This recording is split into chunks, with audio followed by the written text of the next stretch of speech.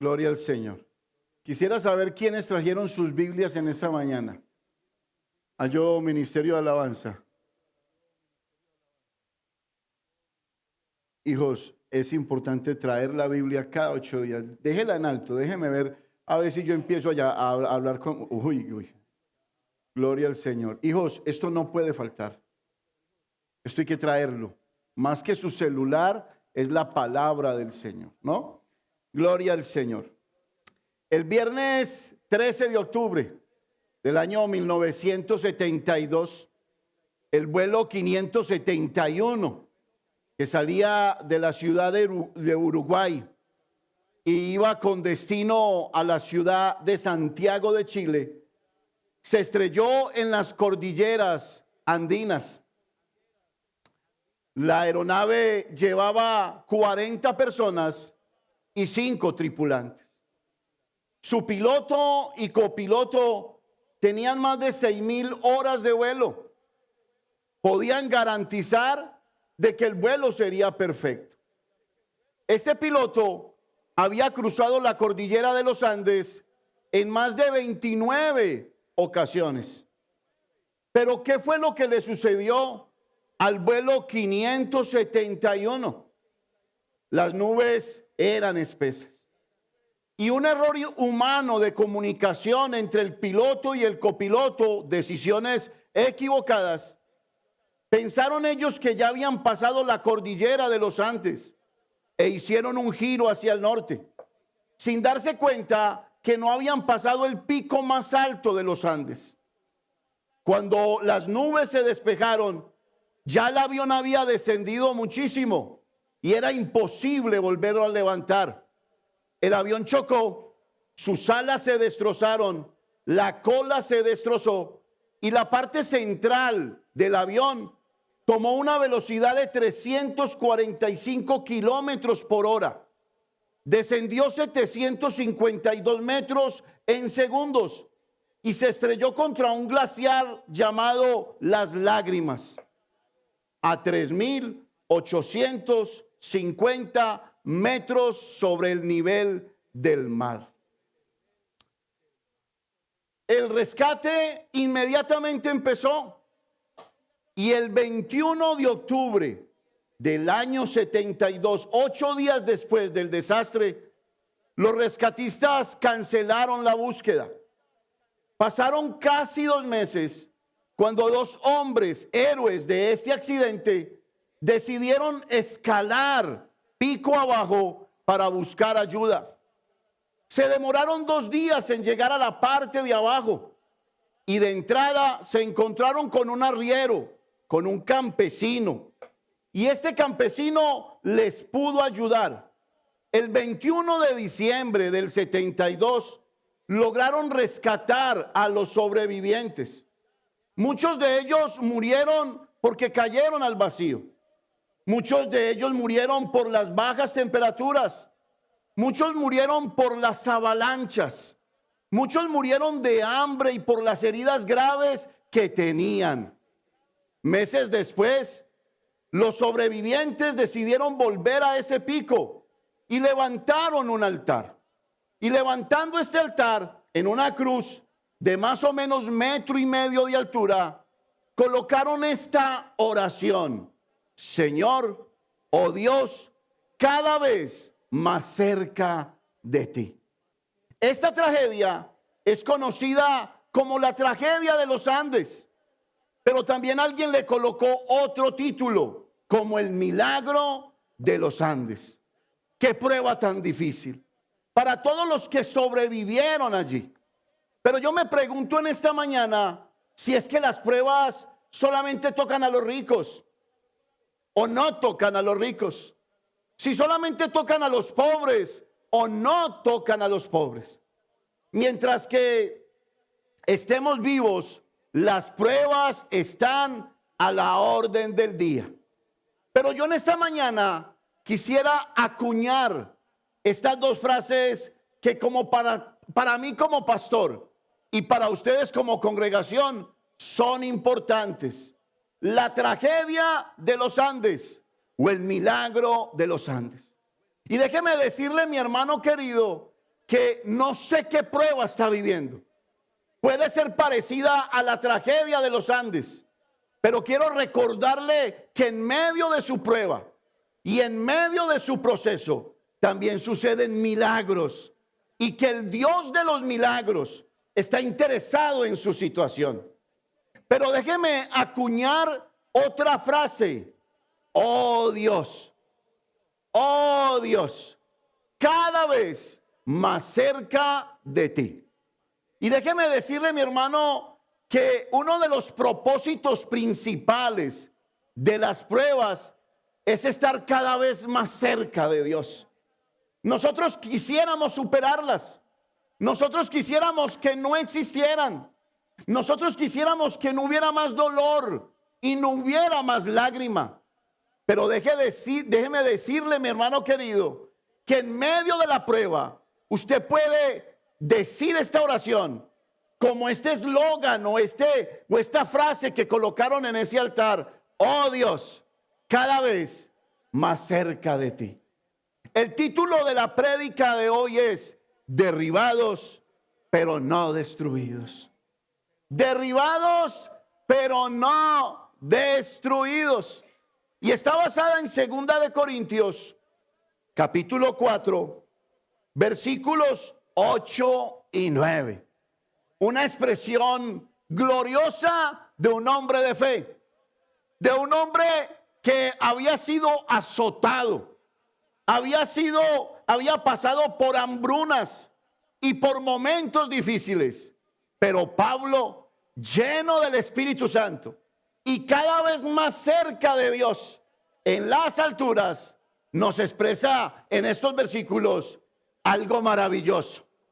Pudiéramos estar andando como medio noqueados en este mundo, pero no destruidos. Pudiéramos estar un poco debilitados, pero no destruidos. Vaya conmigo a 2 de Corintios, capítulo 4, versículos 8 y 9. Léalo conmigo. 1, 2 y 3. Que estamos atribulados en todo, mas no angustiados. En apuros, mas no desesperados. 9. Perseguidos, mas no desamparados. Derribados, pero no destruidos. Pablo estaba cada vez más cerca del Señor. ¿Cuál es el deseo de Dios?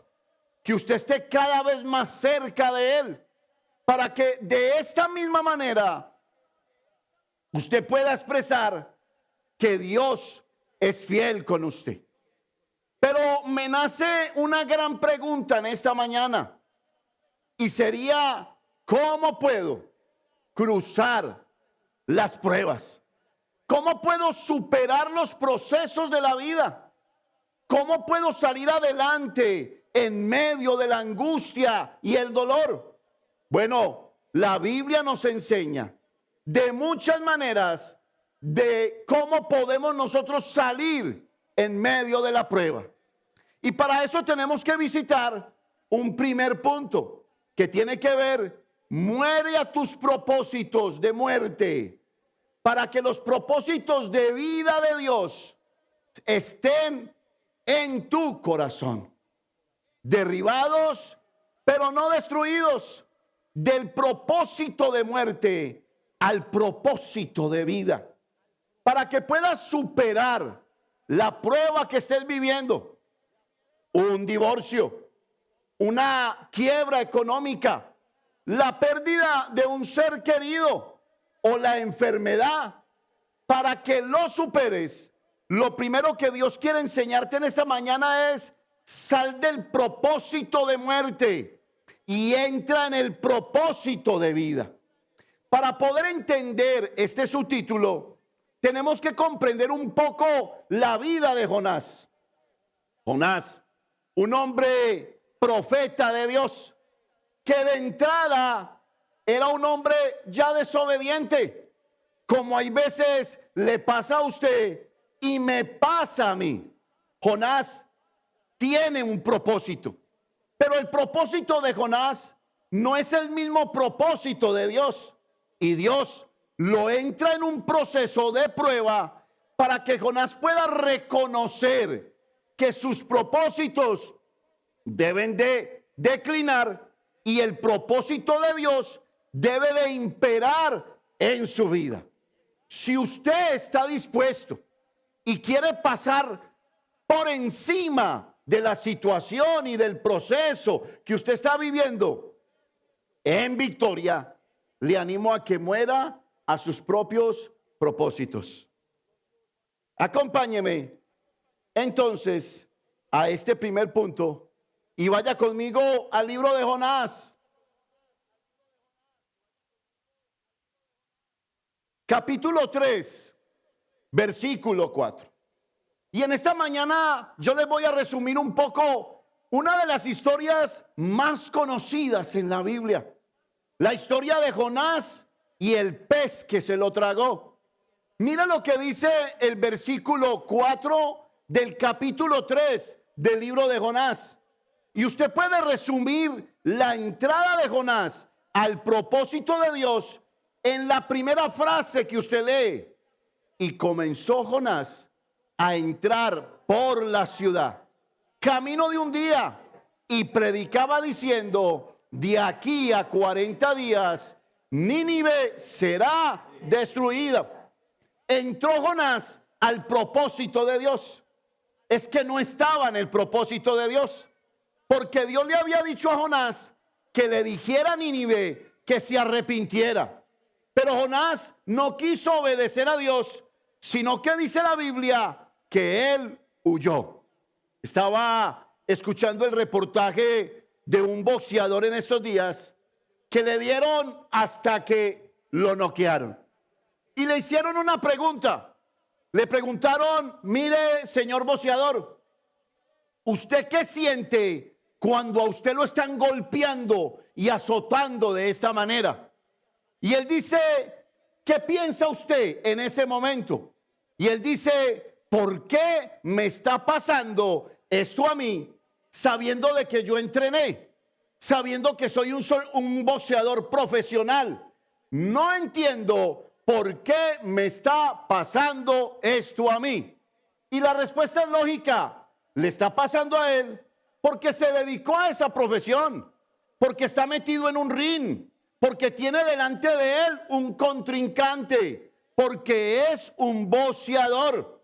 Hermanos, esa pregunta se la hace la mayoría de personas cuando está pasando por un momento difícil. ¿Por qué me está pasando esto a mí? Usted se lo ha preguntado como creyente. Yo me lo he preguntado como creyente. Y la respuesta es sencilla. Estás en el cuadrilátero del mundo. Estás en un mundo caído. Y en este mundo caído suceden todas las cosas. Vamos a tener dolores, angustias. Pero lo que algo debe de anclarse en nuestro corazón es la convicción, primero, de que Dios está con nosotros. Oh Dios, cada vez más cerca de ti. Y lo segundo, la convicción de que sí nos puede pasar. Podemos perder nuestro empleo. Podemos tener problemas económicos. Podemos tener la pérdida de un hijo o de un ser querido. Eso está a la orden del día. Pero Dios nos quiere enseñar que con Él todas las cosas son posibles. Pastor, usted me quiere decir a mí que una vez que llegue la prueba, se acabaron mis sueños. No, Dios al estar contigo y tú al hacer la voluntad de Dios, Dios va a revitalizar tus sueños y Dios nunca permitirá que algo se te sea quitado sin antes el pensar que quiere bendecirte. Escúchalo, escúchalo. Nunca vas a perder algo en el propósito de Dios, donde Dios antes no piense en bendecirte. ¿Habrá algo imposible para Dios? ¿Qué le pasó a Abraham? Con 100 años pudo ver su descendencia. Lo que era imposible para él, Dios lo hizo posible. ¿Qué le pasó a Moisés? Dice la Biblia que huyó tratando de ser un caudillo en Egipto, y Dios lo trajo de regreso, proclamándolo como un gran libertador, y salió hacia la tierra de Canaán, siendo uno de los hombres más importantes en la obra de Dios en este mundo. Dios está con nosotros, cada vez más cerca del Señor. Enfrentamos procesos.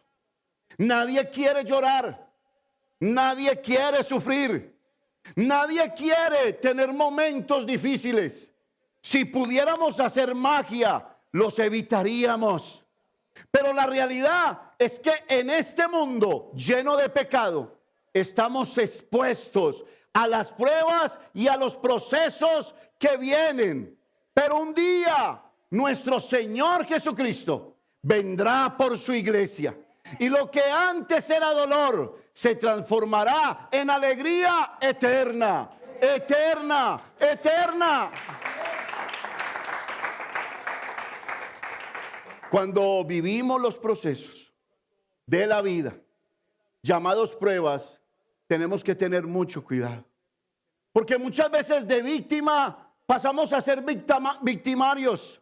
Y cuando nosotros somos víctima en un proceso, tendemos en esos procesos a odiar, a rechazar, a alejarnos de Dios, a aislarnos. En esos procesos tendemos a desarrollar rencor en nuestro corazón y nos creemos con el derecho porque, claro, me hicieron daño.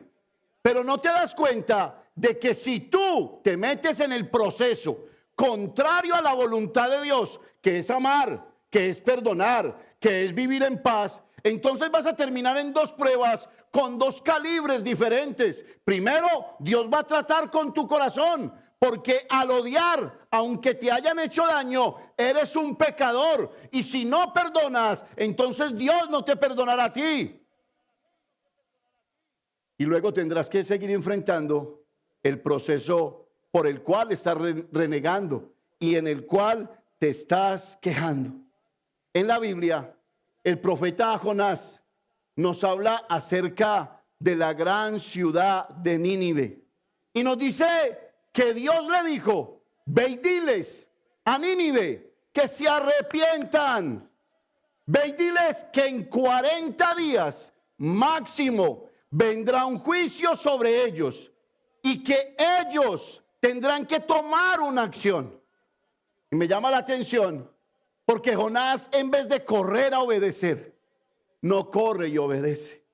¿Cuántas veces Dios no le ha hablado a nuestro corazón? ¿Cuántas veces Dios no nos ha dicho: hey, aléjate de esa relación no te conviene? Hey, no le robes más a tu jefe, el Dios de los cielos te está mirando. Hey, vive en santidad, no mires y no codicies el bien ajeno. ¿Cuántas veces Dios no nos ha llamado? Dios estaba llamando a Jonás y lo estaba llamando para mostrarle que había una ciudad que debía entrar en el propósito de Dios y no en el propio propósito de Jonás. ¿Cuál era el propósito de Jonás? Pues que Nínive fuera destruida, porque como profeta conocía que en años posteriores los ninivitas iban a acabar con la parte norte de Israel. ¿Cuál era el propósito de Jonás? Que Nínive fuera destruida, que los enemigos de Israel fueran destruidos. Pero ¿cuál era el propósito de Dios? Le estaba diciendo Dios a Jonás: el impío merece una segunda oportunidad. El impío merece conocer mi amor. El que no me conoce necesita relacionarse conmigo. Como Jonás no lo entendió, entonces tuvo 3 días de muerte dentro de un pez. ¿Usted se imagina? Jonás metido en un pez. Cuando usted lee el capítulo 2 del libro de Jonás, se va a encontrar que Jonás describe que eran momentos llenos de oscuridad y que hasta lo más profundo del mar el pez había descendido. Me imagino el olor tan fuerte que salía de allí. Una cosa es el olor a pescado fuera y otra cosa es el olor a pescado dentro. Jonás se movía de lado a lado en el vientre de ese pez.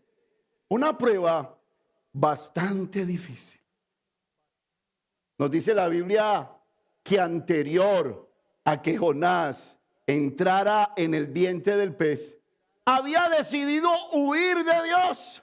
Hermanos, ¿quién puede huir de Dios? Nadie. Pero él se creía sabio en su propia opinión, soberbio en su momento y orgulloso en su momento. Decidió irse.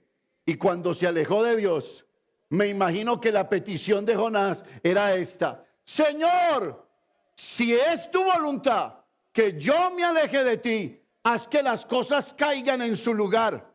Y dice la Biblia que partió hacia Jope y en el puerto de Jope, tan raro, encontró un barco que inmediatamente salía hacia Tarsis. Déjeme decirle algo, mi hermano querido. Mucho cuidado con hacer de sus oraciones tan simples y tan sencillas como tal vez la que tuvo Jonás. Si es tu voluntad, haz que todo sea fácil. Hermanos, aprendamos a discernir que muchas veces lo que está escrito es lo que debe de dirigir nuestra propia vida. No es como pensemos, no es como inventamos, no es como le pidamos a Dios. ¿Ha escuchado oraciones usted así? Señor, si es tu voluntad que ese príncipe azul venga vestido de azul, venga con pantalones negros, venga con tenis blancos. Y qué casualidad tan grande, por ahí está entrando el diablo con camiseta azul, pantalón negro y zapatos blancos. ¿Qué tendemos a decir? Ay, es que es la voluntad del Señor. No, nosotros hacemos la voluntad de Dios por lo que dice este manual, por lo que conocemos de Dios, no por lo que inventamos de Dios. ¿Usted está aquí? Jonás entra en los propósitos de Dios. Y cuando entra en los propósitos de Dios, se olvida de sus propios procesos. Una persona tiende a revivir sus procesos.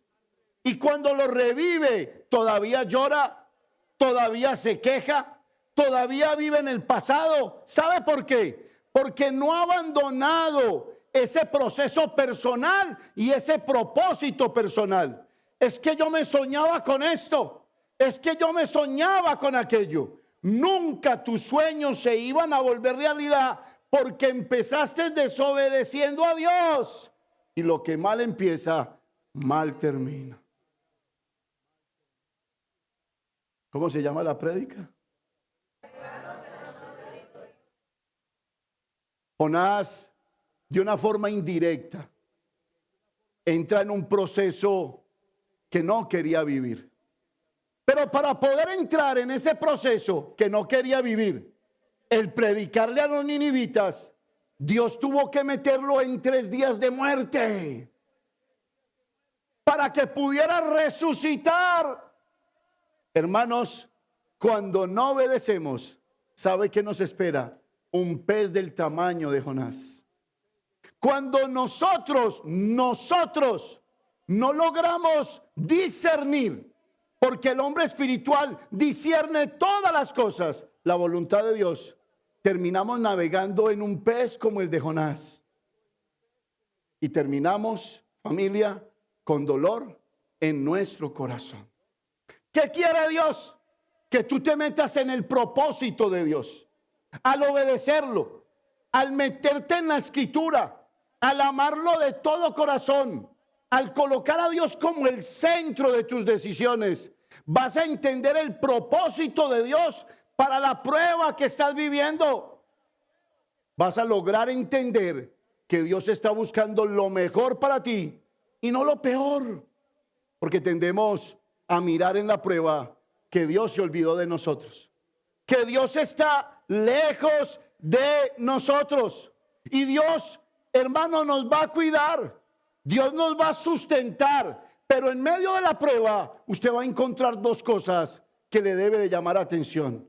Van a suceder cosas que en la prueba a usted lo van a querer alejar de Dios. ¿No le pasó a Naamán? La Biblia dice que tenía lepra. Y cuando fue ante el profeta para ser sanado, ¿qué le dijo el profeta? Ve y báñate en el Jordán 7 veces. ¿Y qué dijo él? No son los ríos de mi país mejores que los de Israel. En la mente jugamos con la fe. En la mente estamos preguntándonos, ¿será cierto lo que dice el pastor? ¿Será cierto lo que dice la palabra de Dios? ¿No son mejores mis caminos que los caminos de Dios? Y allí es donde nosotros erramos, nos equivocamos.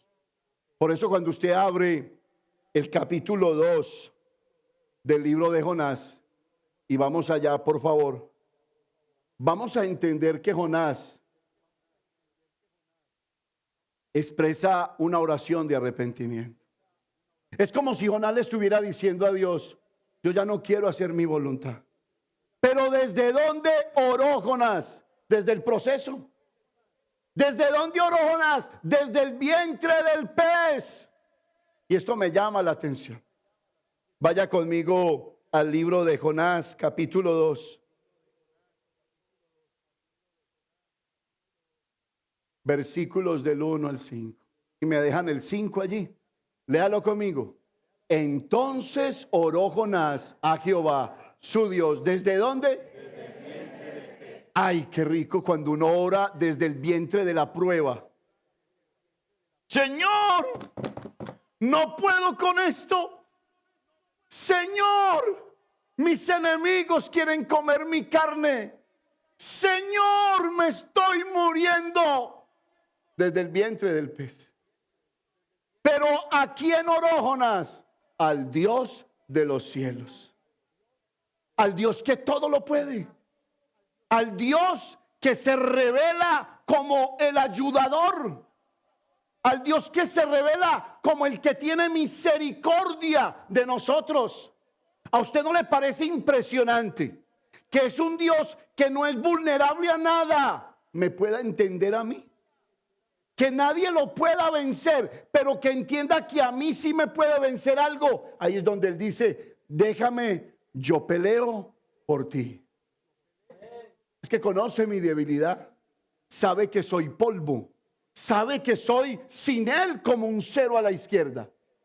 Invocó al Señor desde el vientre del pez y dijo, invoqué en mi angustia a Jehová. ¿Y qué hizo Dios? ¿Qué hizo Dios? Él me oyó. Desde el seno del Seol clamé y mi voz oíste. Oiga, qué oído el de Dios. Un oído hipersónico, hiperespiritual. Desde el Seol clamó. ¿Usted sabe qué distancia hay del Seol al cielo? Ni usted ni yo lo sabemos, pero Dios sí lo sabe. Y cuando él abrió su corazón allí en el Seol, Dios lo oyó. Dios lo oyó.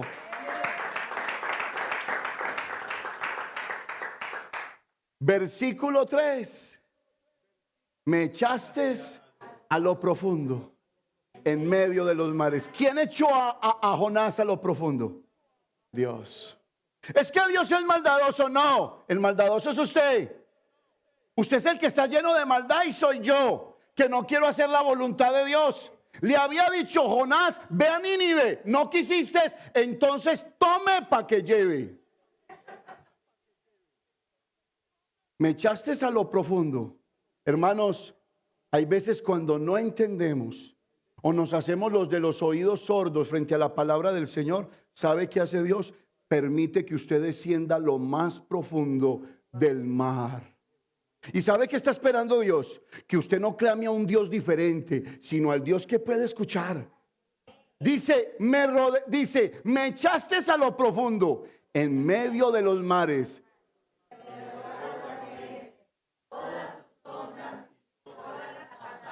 Sobre mí. Oiga, le quebraron hasta el último hueso a Jonás. ¿Cómo sería de duro su corazón? ¿Cómo es de duro tu corazón? ¿Eres de los que escucha y practica? ¿Eres de los que escucha y reflexiona pidiendo perdón? Porque si no eres de esos, entonces los mares de las pruebas van a pasar sobre ti. Porque anhelas tus propios propósitos, tus propios sueños, tus propios ideales, tus propias metas. Cuando tú te metes en el propósito de Dios, haces lo que hizo Jonás. ¿Qué hizo Jonás? Entró a la ciudad y empezó a hacer la voluntad de Dios, a predicarle a Nínive que venían sobre ellos un juicio. Me echaste a lo profundo. Versículo 4. Entonces dije, desechado soy de delante de tus ojos, mas aún veré tu santo templo. Oiga, qué esperanza. ¿Cuánto mide el mar en su profundidad? ¿Cuánto? Se habla de más de 6,000 kilómetros de profundidad. Y mire lo que dice la Biblia. Entonces dije, desechado soy delante de tus ojos. Pero yo sé, era lo que pensaba Jonás, que yo veré tu templo de nuevo. Él sabía que podía pasar de la muerte a la luz, de la muerte a la resurrección. ¿A través de qué? Del arrepentimiento. Si quieres que las cosas cambien en tu vida, vive una vida de arrepentimiento. Y me encanta el versículo 5. Mira lo que dice. Las aguas me rodearon hasta el alma. ¿Hasta dónde? Rodeóme el abismo. El alga se enredó en mi cabeza. Las aguas me rodearon ¿hasta dónde? ¿Cuál es la enfermedad que se ha levantado en este siglo XXI? La ansiedad y la depresión. ¿Sabe qué estaba pasando con Jonás allí? Estaba ansioso, estaba deprimido. Yo me imagino a Jonás pensando, hombre, tan bruto yo. Hubiera sido mejor obedecer a Dios que estar metido en este pez. ¿Acaso no nos ha pasado así? Si hubiera escuchado la voz de Dios. Es que ese hermano me habló a través del Señor. Es que la palabra me habló y no puse cuidado. Jonás estaba ansioso y deprimido. Pero ¿usted sabe qué es la ansiedad? ¿Y sabe qué es la depresión? En estos días estaba leyendo un artículo cristiano que decía, la ansiedad y la depresión es el maltrato de la fe. Porque quien maltrata la fe vive en ansiedad y vive en depresión. ¿Por qué? Porque ¿qué te enseña la fe? Que tienes un Dios grande. Y si tú tienes un Dios grande, tú vives como ese Dios grande. Hello, me llamó la atención. ¿Qué es la ansiedad y la depresión? Esa es un maltrato a la fe. Quien no busca a Dios, quien no renueva su vida en Dios, quien no bebe de esta agua viva, maltrata la fe. Y cuando maltrata la fe, te vas apagando por dentro. Te vas muriendo por dentro. ¿Qué le pasó a la mujer que tenía flujo de sangre? Me llama la atención. Esa sí no quiso maltratar la fe. Había gastado su dinero en todos los doctores. Tenía derecho a estar deprimida. Tenía derecho a estar ansiosa. Pero ¿qué sucedió? Si tan solo tocare el borde de su manto. ¿Qué dijo? Sana sería. No lo tocó. No lo hizo. Lo hizo. Y cuando lo hizo, se detuvo el rey del universo. Y dijo, alguien me tocó. ¿Has tocado a Jesús? ¿Has tocado tan siquiera el borde de su manto? ¿O eres de aquellos que maltrata la fe? ¿Eres de aquellos que no alimenta su vida, sino que alimenta su carne? Es que alimentar la carne no solamente es adulterar, robar o mentir. También es vivir en medio del problema y pensar en el problema. Y es que esto no tiene solución, y es que esto no vale la pena, y es que ese marido mío no sirve, y es que esa mujer mía no sirve, y es que es mejor el divorcio. Y el problema, la palabra problema, se entrona en el corazón. Maltratas la fe. Porque el día en que vivas por la fe, el justo por la fe, el justo por la fe vivirá. ¿Por qué? Porque es una incoherencia que Dios se presente como el Dios que todo lo puede y yo viva en derrota. Es una incoherencia que Dios se presente como un Dios de misericordia y de amor y yo no perdone. Por eso la depresión y la ansiedad es un maltrato a la fe. Porque cuando amas la fe y te entronas, te apoderas, te empoderas de ella, entonces dice la Biblia que los hijos de Dios son como la luz de la aurora. Que dice que va en aumento. ¿Hasta cuándo? Yo no te estoy diciendo que no te puedes sentir triste. Claro. Pero ¿a dónde corres cuando estás triste? ¿A dónde vas? ¿Sabe que en estos días sí que ha sonado la canción en mi casa? Y no porque estemos tristes. Esa canción de Jesús Adrián Romero, a tus pies. Ah, ya la conoce. Qué canción tan hermosa. Y uno la pone y uno la vive. A tus pies hay paz. A tus pies hay ¿qué? Gracia y bendición. Claro que la hay. Es que quien pasa por las manos de Jesús, en las manos de Jesús deja la depresión. Quien pasa por las manos de Jesús, en las manos de Jesús deja la ansiedad. Renovados por el poder de su palabra. Pero ahí no terminan las cosas. Del versículo 6 al versículo 10, mire lo que Jonás le sale del corazón. Jonás entiende que tiene que abandonar los procesos de su vida para meterse en los procesos de Dios. Descendí a los cimientos de los montes. La tierra echó sus cerrojos sobre mí. ¿Cómo? Mire qué tan deprimido está este man. La tierra cerró, echó sus cerrojos. No, a ver, ¿usted cómo relaciona esa frase? No, de aquí yo no salgo. Aquí ya me van a sepultar. No, esta es la última. Esta fue la estocada final del diablo. Aquí llegué yo. Venga, le pregunto. ¿A usted cuánto le cuesta prender el switch de su casa cuando usted está en oscuridad? ¿Cuánto tiempo le toma? Mire que en estos días estaba buscando algo. El switch se pegaba ahí y yo... ¿Sabe qué hice? Corrí, le prendí el switch y me di cuenta de algo que el Señor me quería enseñar. Que prender el switch no solamente me hace encontrar lo que estoy buscando, sino que la luz tiene un efecto perdurable. Miré la cosa que estaba buscando y en vez de tomarla, fui y apagué la luz. Y me fui intencionalmente a buscarla. ¿Y dónde la encontré? Donde la luz me la había mostrado. Quien tiene a Cristo tiene la luz del mundo. Quien, déselo.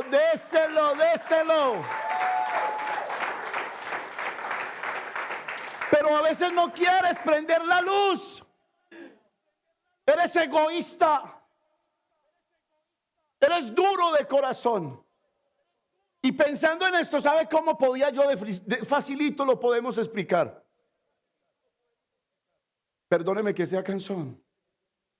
Yo hago Uber y tengo 5 o 6 años haciendo Uber. Ya sé por dónde meterme. Como hay caos en la ciudad, ya sé por dónde evitarlo. Y hay veces soy picadito. Y cuando voy con la pastora dice, ay, qué taco el que hay por allá. Pero yo me voy callado. Pero la pastora tiene algo lindo. La pastora se le olvida reconocer que yo fui el que la saqué del tráfico. ¿Qué espera un hombre? ¿Qué espera un hombre? Bueno, yo espero 2 cosas. Publicidad política pagada. Yo espero que me reconozcan. Como en el Chapulín Colorado. Chapulín, eres lo máximo. Yo espero que me reconozcan y me diga, papi, ¿usted dónde aprendió a hacer las maniobras? ¿Usted cómo salió por aquí? Yo le doy un consejo a las mujeres de esta iglesia. Amen a sus esposos. Y cuando tengan que ensalzarlo, ensálcelo. Levántelo, porque Dios nos puso eso en el corazón. No es que lo inventamos, es que nos gusta que nos reconozcan. Y yo a veces me meto por esos huequitos y yo lo hago intencionalmente y me pongo la mano aquí como que ella diga, el pastor sabe para dónde va. Pero ¿no le ha pasado a usted que por su orgullo y por mi orgullo, hay veces lo visita una familia y usted le dice siéntese atrás y ella se hace en la derecha? Vamos para las montañas de Un. Papi, ¿usted sabe dónde quedan las montañas de Un? Sí, mi amor. Papi, ponga el GPS. Ella ya sabe de entrada que posiblemente me voy a perder o que voy a pasar una vergüenza. No se preocupe, mi amor. Aquí va Pedro el Escamoso. Vaya para adelante. 1 hora, 1:30, 2 horas. Y ella ya juega en sudor y uno también. Y la visita atrás ya cuestionándose. Qué pena. Tremendo. Tremendo. Como soy orgulloso, como tengo el control de mi vida, quiero aparentar que todo está bien cuando necesito una dirección. ¿Qué tengo que hacer para entrar en los propósitos de Dios? Parar, detenerme y preguntar, ¿alguien tiene un GPS? ¿Alguien me puede decir, es que estoy perdido? Es que no sé hacia dónde voy. Cuando tú reconoces todas esas frases, entonces la Biblia que dice, reconóceme en todos tus caminos y yo enderezaré tus veredas. Te guiaré por sendas de justicia, por amor a mi nombre, dice el Señor. ¿Has prendido el switch de tu casa? ¿Has prendido el switch espiritual de tu corazón? Esto es importante que usted lo entienda.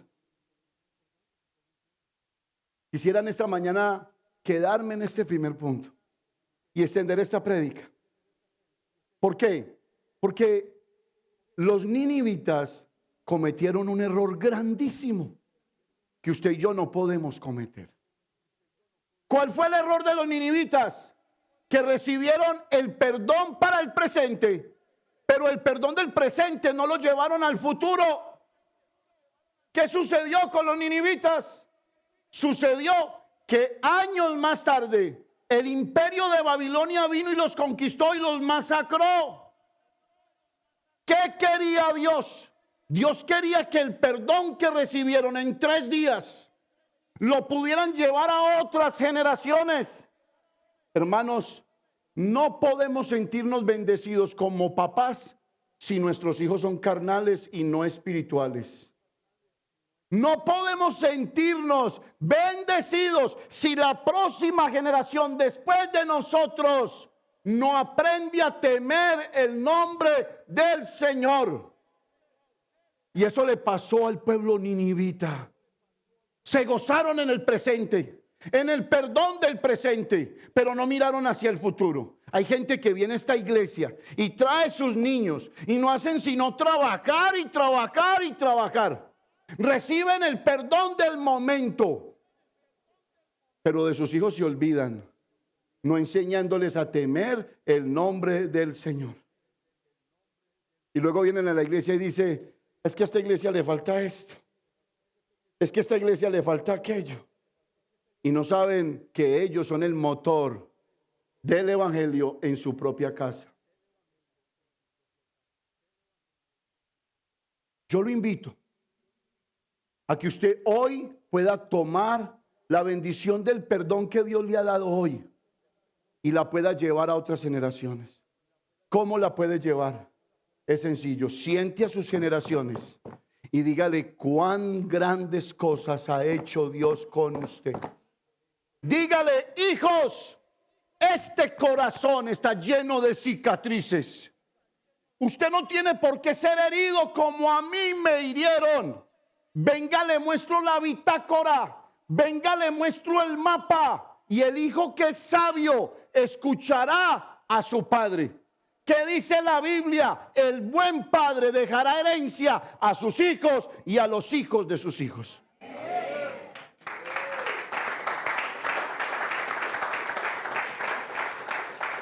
¿Para qué dinero? ¿Para qué fama? ¿Para qué orgullo? Dile a tu hijo, ¿qué te dolió? Y dile, no quiero que pases por allí. Dile, el Dios que a mí me libertó, te quiere libertar a ti.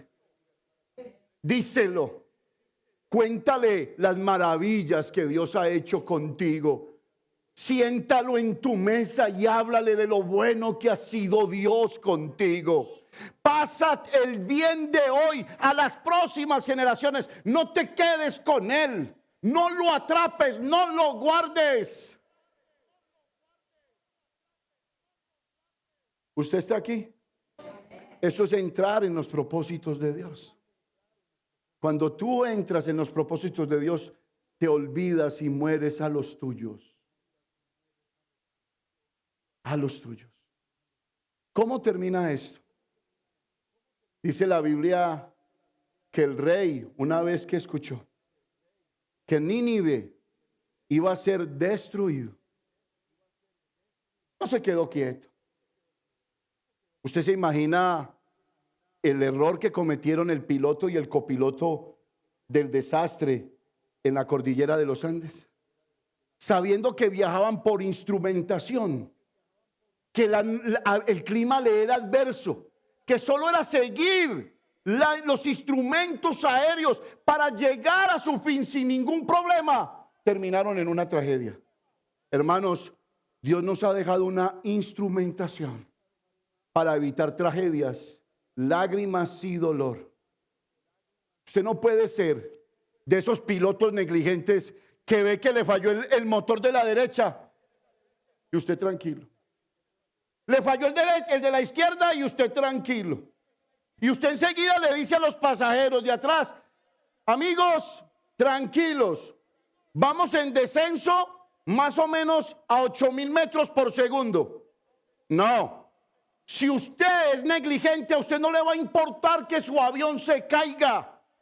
Pero si usted teme al Señor, usted va a empezar a apretar botones, va a empezar a mover palancas para que el avión recupere su altura.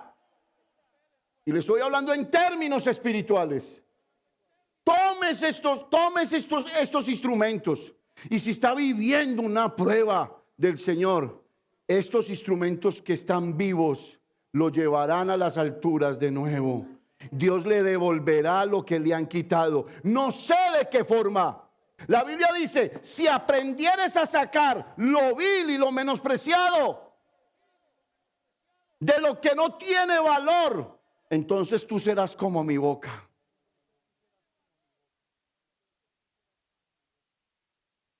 ¿Qué hacer en medio de una prueba? Dios me está pidiendo a mí que haga cambios. Que pienses que la prueba te va a matar. Es que Dios quiere eso. Suena raro. Pero lo mejor que puede hacer un creyente es dejar de pensar en Él para que el mundo alrededor se detenga y empezar a pensar en Dios para que el mundo se mueva. Escúchelo. Escúchelo.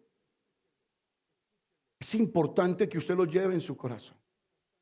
Cuando usted está pasando por una prueba, usted tiene que hacer cambios en su vida para poder que la prueba no lo vaya a matar a usted. Porque si no hace cambios, esa prueba lo va a sepultar. Es así de sencillo. ¿Usted me está entendiendo?